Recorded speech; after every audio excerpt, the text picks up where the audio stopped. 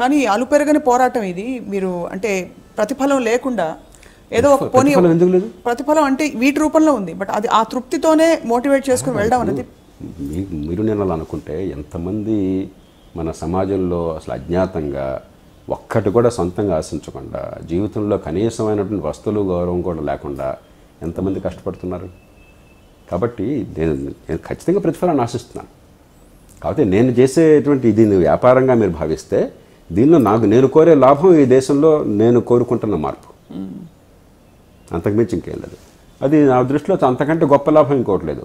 నేను 18 ఏళ్ల వయసులో నిర్ణయం తీసుకున్నాను 1974లో. ఏ కారణం అన్నా కానివ్వండి, ఆనాటి పరిస్థితుల్లో దేశంలో చూసి చిన్ననాడు నిర్ణయం తీసుకున్నాను. నాకున్న ప్రతిభ, నాకున్నటువంటి పరిజ్ఞానం, నాకున్నటువంటి అవకాశాలు, నా శక్తి మొత్తం ఈ దేశంలో మౌలికమైన మార్పు కోసం ప్రధానంగా ఉపయోగపడాలి, నా కోసం కాదు అని చెప్పాలి.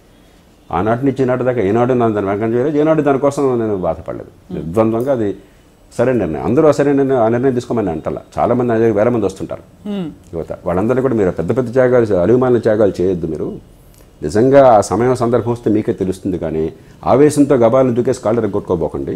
మీ జీవితం నిలబెట్టుకోండి, మీ ఆదాయాన్ని చూసుకోండి, నిజాయితీగా మీ శక్తి సామర్థ్యాలు పెంచుకోండి, మీ చేతనైనంత సమాజానికి ఇవ్వండి అని చెప్తాను. కానీ నేను మంచిగా చెడుకో నిర్ణయం అన్నాడు తీసుకున్నాను, మంచిగా నమ్ముతున్నాను. అప్పటికిప్పటికీ నా దానిలో అసలు ఏ రకమైనటువంటి భేదాభిప్రాయానికి తావులేదు. నా మనసులో ఒక్క క్షణం కూడా ఇది కాదు ఇంకో పద్ధతి అని నాకు అనిపించలేదు.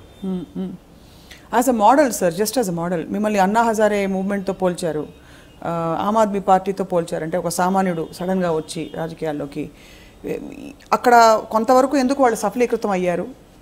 సఫలీకృతం అయిన తర్వాత సరే జరిగిన పరిణామాలు మనం చూస్తున్నాం. అవి కూడా 130 కోట్ల జనాభా ఉన్న భారతదేశం స్వప్నం మీరు ప్రపంచంతో చూశారు, ఇతర దేశాల్లో మీరు పెరిగారు. మనం ఒక దేశం కాదు, నిజంగా యూరప్ కంటే సంక్లిష్టమైన సమాజం. 22 భాషలు, రకరకాల కులాలు, మతాలు, పట్టణం, గ్రామాలు, ఆదాయం ఎక్కువ, ఆదాయం తక్కువ, ఇంత విస్తృతమైనటువంటి దేశం. మనం ఏంటంటే దేశమంతా ఒక్కసారి కాశ్మీర్ నుంచి కన్యాకుమారి దాకా ఒక రకంగా జరుగుతుంది అనుకుంటున్నాం. ఉదాహరణకి లోక్సత్తా కూడా హైదరాబాద్ నగరంలో 2009లో దాదాపు 9-10% ఓట్లు వచ్చినాయి. ఎంఐఎం కంటే ఎక్కువ ఓట్లు వచ్చినాయి. కాకపోతే వాళ్ళకి ఒక్క చోట ఓట్లు వచ్చినాయి కాబట్టి సీట్లు వచ్చినాయి, లోక్సత్తాకి విస్తరించినాయి కాబట్టి ఒకే సీట్ వచ్చింది. అదే గ్రామాలకు పోతే మీకు 1% ఓట్లు వచ్చినాయి. కాబట్టి మన రాష్ట్రంలో కూడా ఆనాటి ఉమ్మడి రాష్ట్రంలో కూడా మీకు తేడా కనిపిస్తుంది. అలాగే నగరాలకు పోతే మిగతా చోట్ల 4-5% ఓట్లు వచ్చినాయి. అలాగే ఢిల్లీ ఏమిటంటే కొన్ని ప్రత్యేక పరిస్థితులు ఉన్నాయి. భారతదేశంలో మిగతా ప్రాంతాల ఆదాయంతో పోలిస్తే 5 రెట్లు ఆదాయం, తలసరి ఆదాయం ఢిల్లీలో. ఆదాయం ఎంత పెరిగితే అంతగా ప్రజల్లో కొంత రిస్క్ తీసుకునే స్వభావము, ఈ రాజకీయ పరిపాలన మారాలనేటువంటి ఆలోచన, దానికోసం నిలబడేటువంటి శక్తి, 3 వస్తాయి. ఇది నిరుపేద దేశము, నిరుపేద సమాజమును, సంపన్న సమాజం ఒకే రకంగా స్పందించవు చుట్టూ ఉన్న పరిస్థితులకి.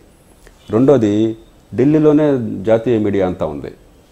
మన దేశంలో మన దురదృష్టం ఏంటంటే ఢిల్లీలో ఏమన్నా జలుబు చేస్తే మనందరం తుమ్ముతాం, ఢిల్లీలో వర్షం కురిస్తే మనం అంతా గొడుగులు పడతాం. అంటే ఢిల్లీ సమస్య దేశ సమస్యగా జాతీయ మీడియా అంతా కూడా ఒక రోడ్డు ఏమన్నా అయితే దేశం జాతీయ సమస్య. అంతేగాని మీ హైదరాబాద్లో ఏమైంది, బెంగళూరులో ఏమైంది, మీ చెన్నైలో ఏమైంది, లేకపోతే మీ ఊళ్ళో ఏమైంది వాళ్ళకి అనవసరం. వాళ్ళ జాతీయము అంటే ఢిల్లీ. అంటే నిర్భయ లాంటి కేసెస్లో కూడా చూసాం, ప్రతి చోట జరుగుతుంది. కానీ ఏదన్నా కానివ్వండి, దాంతో ఏమైంది, రాజకీయానికి పబ్లిసిటీ పెద్ద ఆక్సిజన్. ఆక్సిజన్ మొత్తాన్ని వాళ్ళు ఆ ఉద్యమానికి ఇచ్చారు. దాని నుంచి వాళ్ళు పెరగడం ఇది అయింది.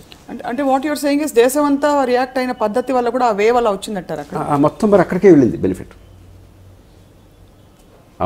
మిగతా చోట్ల ఎన్ని చేసినా కూడా దానికి జాతీయ మీడియా ప్రాధాన్యత ఇవ్వట్ల, ఒక్కదానికే ఇచ్చారు. మూడోది, కాంగ్రెస్ పార్టీ అకస్మాత్తుగా ఆత్మహత్య చేసుకున్నది. మనం అనుకున్న ఎన్నికల వ్యవస్థలో ఒక ప్రధాన పార్టీ అంతరించిపోతే దాని స్థానంలో ఇంకోటి రావడం చాలా తేలిక, అది బతుకుంటే మూడో పార్టీ రావడం చాలా కష్టం. కాబట్టి ఆ పరిస్థితులు అనుకూలించినాయి, మంచిదే అది. అలా ఇంకో చోట రేపొద్దున జరగచ్చు, ఇంకో రూపంలో జరగచ్చు. క్రమక్రమంగా ఒక తరం కాలానికి ఈ దేశంలో కొత్త రాజకీయాలకు కొంత పునాదులు పడతాయి, కొన్ని ఒడిదుడుకులున్నా కూడా. అంతేగాని అన్నీ ఒక్క చోట జరగవు, ఒక్కసారి జరగవు. జరగలేదని బాధపడాల్సిన అవసరం లేదు.